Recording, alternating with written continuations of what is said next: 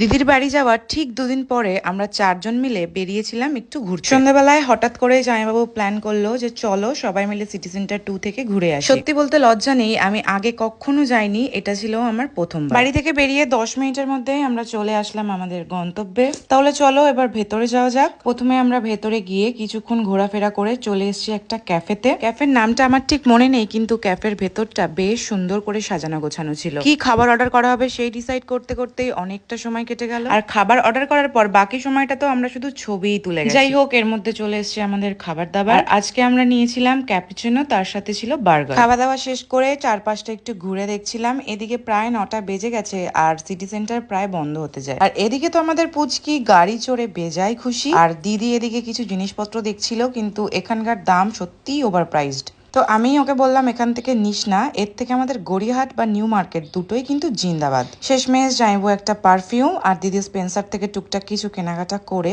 আর রবিবারের ব্যস্ত কলকাতাকে টাটা জানিয়ে ফিরলাম বাড়িতে। তো চলো আজকের মিনি ব্লগটা এই পর্যন্তই, টাটা।